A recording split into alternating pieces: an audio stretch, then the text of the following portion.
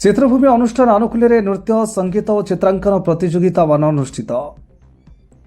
कटक सदर विधानसभा निर्वाचन मंडली अंतर्गत 42 मौजा अंतर्गत श्रीराम मार्केट स्थित चित्रभूमि अनुष्ठान आनुकूल्य गत अगस्ट 9 तारिख रविवार दिन आखपाख अंचल आसिथिबा छात्र छात्री मानक मध्य एक प्रतियोगितार आयोजन करा जायतिला।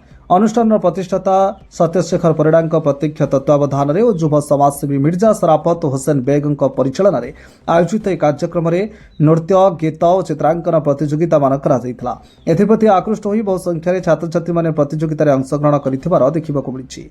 उक्त प्रतियोगित सफलता हासिल कर छात्र छात्री मानक आगामी अगस्ट 15 तारिख दिन भारतर 80तम स्वाधीनता दिवस पालन अवसर में पुरस्कृत कर अनुष्ठान उपदेष्टा शिक्षाविद श्रीजुक्त श्याम सुंदर परिड़ा प्रकाश यह अवसर में प्रकाश मुतुली विष्णु दास समेत बहु अभिभावक माने उपस्थित थे। कटक सदर अफसर अली रिपोर्ट आवाज ओडिशा।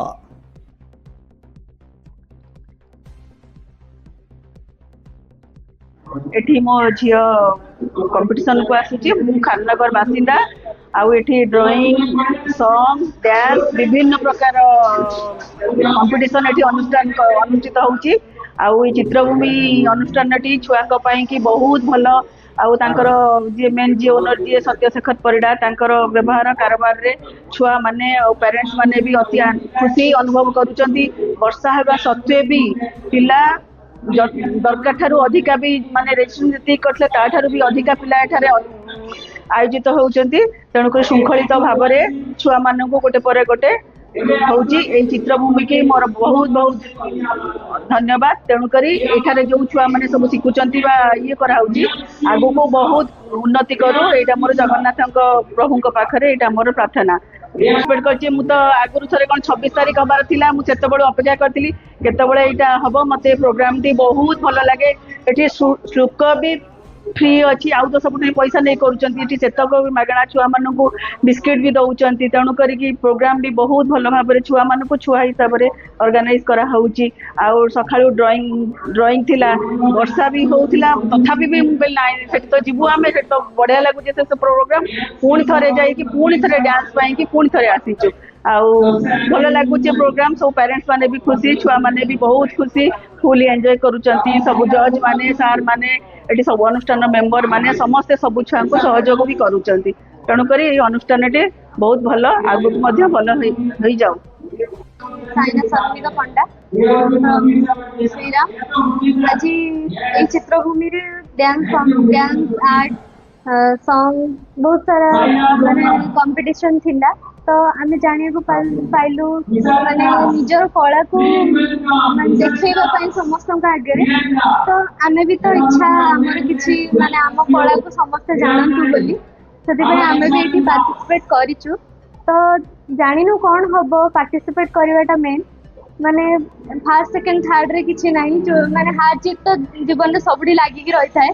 तो पार्टिसिपेट करियर ही बहुत बड़ कथा जो माने कॉन्फिडेंटली नाची पारिबे कि गीत बोली पारिबे आर्ट करि पारिबे जहाँ भी से जिन मुंडे रखा कथा नुह कि पार्टिसिपेट करिछु माने प्राइज आनिबो सेमती किछि नाही।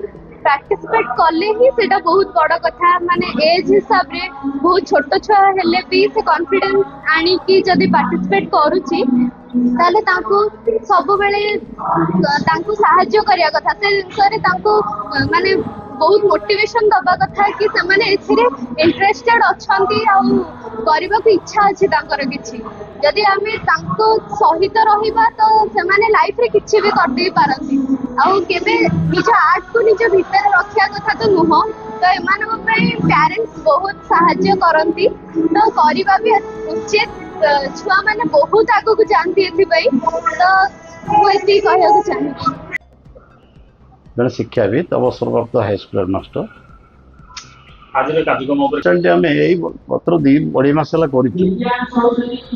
आम उद्देश्य थिला मोर उद्देश्य व्यक्ति भाव में गोटे स्कूल कौन करवा पिला मानकर चिंताधारा तार बौद्धिक विकास से चिंताधारा को उन्नत करवा आमरी अंचल पिला मानकर विकास करवा से चिंताधारा मोर थिला एवं किसी दिन मुझे भुवनेश्वर जाइली देखिली जो भाई गार्डियन मानकर पिला मानकर समस्त आग्रह अच्छे सब करने आर्ट डांस म्यूजिक तेणु भाविली आम अंचल कहीं न करवा बयस तो ना ତେଣୁ ସେଥିପାଇଁ ଗୋଟେ 42 କରିବା ପାଇଁ ପରିକଳ୍ପନା କଲି ଏବଂ ଶେଷରେ ମୋ ବନ୍ଧୁମାନେ ସାହାଯ୍ୟ କଲେ। ତା ଗୋଟେ ଘର ଖଣ୍ଡେ ପାଇଲି, ପୁଣି ଅନୁଷ୍ଠାନଟି ସେଠି ଆରମ୍ଭ କଲି। ଆରମ୍ଭ କଲା ମୁଁ ଦେଖୁଛି ରେସ୍ପନ୍ସ ଭଲ ଆସୁଛି, ପିଲାମାନେ ଆସୁଛନ୍ତି। ଆଜି ଦିନ ଭରି ପ୍ରୋଗ୍ରାମ ଚାଲିଛି, ଆର୍ଟ ଡ୍ୟାନ୍ସ ମ୍ୟୁଜିକ୍ ହେଉଛି। ପିଲାମାନଙ୍କର ଏଥିପ୍ରତି ଆଗ୍ରହ ଅଛି, ଆମ ଗାର୍ଡିଆନ୍ ମାନଙ୍କର ଆଗ୍ରହ ଅଛି। କାରଣ ଦିନ ସକାଳ ଆସି ସେମାନେ ପିଲାମାନଙ୍କୁ ପାଠ ପଢ଼ାଇବା ପାଇଁ ଏବଂ ସେମାନଙ୍କର ଏସବୁ କାର୍ଯ୍ୟକ୍ରମରେ ନିଜକୁ ସାମିଲ କରିବା ପାଇଁ ସେମାନେ ନିଜର ସମୟ ମଧ୍ୟ ସେମାନେ ଏଠି ଦେଇ ଦେଉଛନ୍ତି। ତେଣୁ ଏଇଟା ଗୋଟେ ଭଲ ସୂଚନା। ତେଣୁ ଭାବୁଛି ଏ ଅନୁଷ୍ଠାନ ନିଶ୍ଚୟ ଆଗେଇବ ଏବଂ ଆପଣମାନଙ୍କର ପ୍ରତ୍ୟେକ ଯେଉଁମାନେ ଶୁଣୁଛନ୍ତି ଆ ପ୍ରତି ଟିକେ ସ୍ନେହ, ସଦିଚ୍ଛା, ସହଯୋଗ ରହିବା ମୁଁ କାମନା କରୁଛି।